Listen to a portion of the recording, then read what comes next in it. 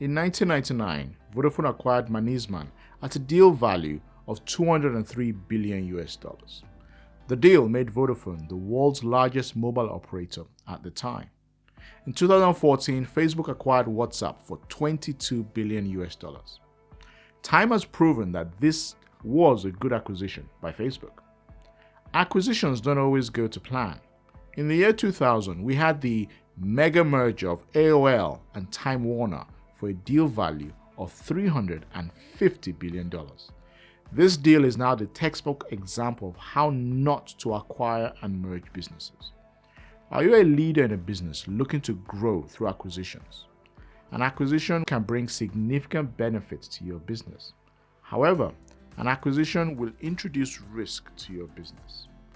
What if you could stack the odds in your favor? This video is the second in a 4-part series on leading through an acquisition. If you have not yet watched the first part, I recommend you do that before continuing back to this video. In this video, we will look at the buyer's perspective of what goes on during an acquisition, from the exploration phase up till transaction close. Let's go.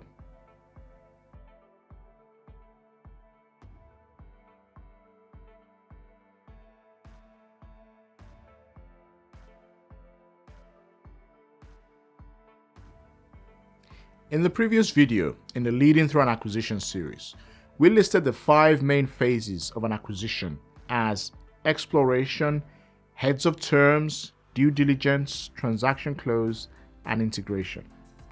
While there will be interactions between the buyer and seller organizations during these phases, the buyer and seller organizations will continue to act independently of each other until transaction close.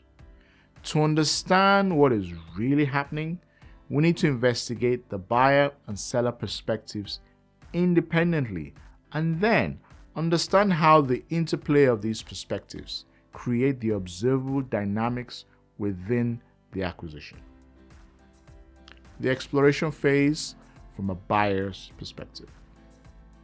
The exploration phase from a buyer's perspective is driven by an outward-looking perspective.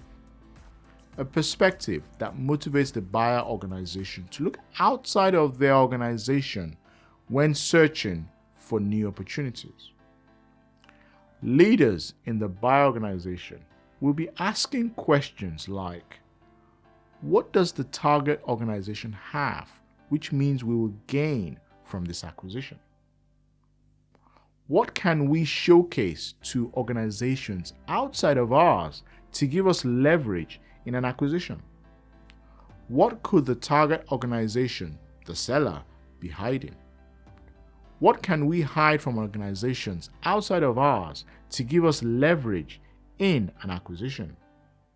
This outward-looking perspective is brilliant when it comes to understanding and taking advantage of industry-wide macro trends. The outward-looking perspective during the exploration phase could leave the buyer organization vulnerable to missing opportunities within their own organization. The heads of terms phase from a buyer's perspective. The buyer's outward-looking perspective persists from the exploration phase onto the heads of terms phase. The questions leaders in the buyer organization ask are slightly different at the heads of terms phase. What is the least amount the seller will accept to proceed with the transaction? What is motivating the seller to sell their business? How can I take advantage of this motivation? What are the least favorable terms the seller will accept for the transaction? What clauses can we add to the heads of terms to give us leverage over the seller organization? The outward-looking perspective is great at giving the buyer organization negotiating tactics that limit what the seller organization can get from the transaction. A risk here is a buyer organization could overlook opportunities to create a better deal for themselves when it involves conceding ground to the seller. The due diligence phase from a buyer's perspective. The outward-looking perspective of the buyer is most pronounced during the due diligence phase. During due diligence, the buyer tries to uncover any hidden problems with the seller organization that will either prevent the transaction from going through or will provide grounds to negotiate a better deal.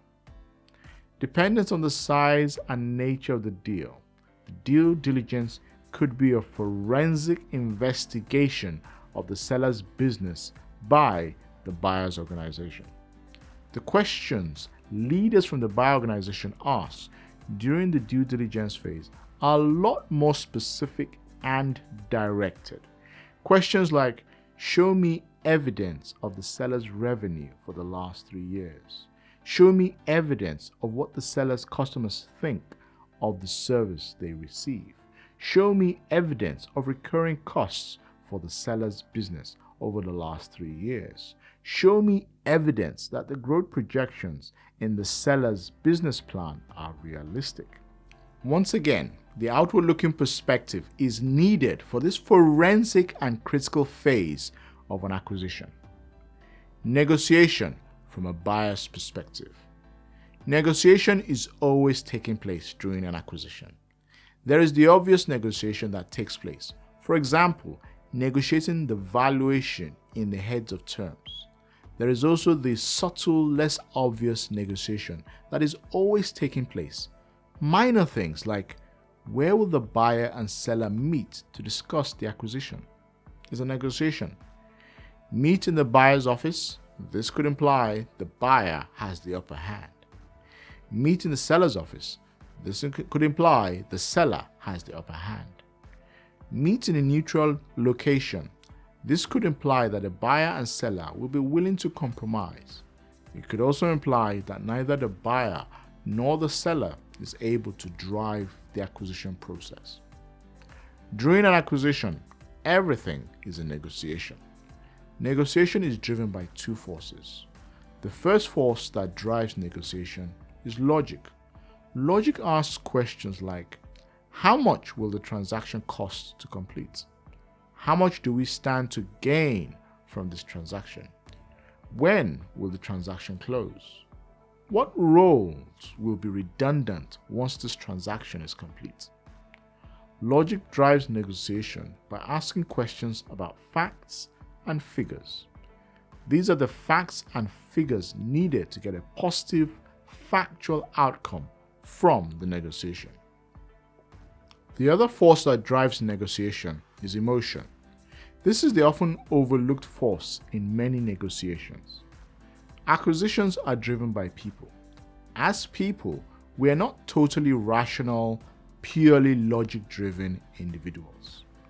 Being irrational is part of human nature.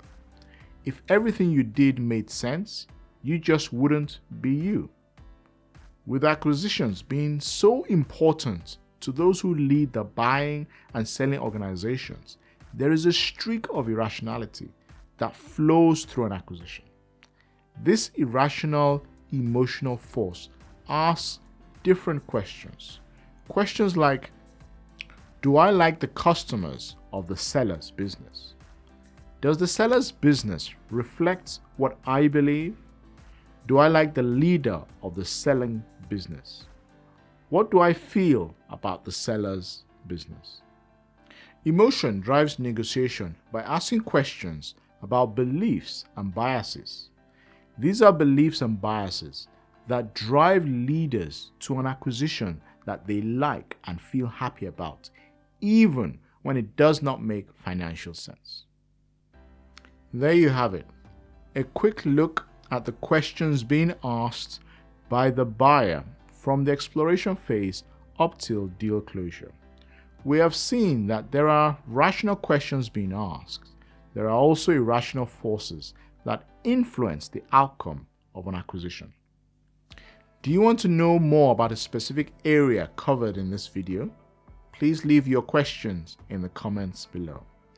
Also, if you are an expert in the business acquisition process and think I have missed something important from this overview, please leave your suggestions in the comments as well.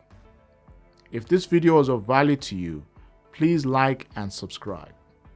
In the next video in this series, we'll look at the seller's perspective. Thank you very much for watching, and see you soon in another video.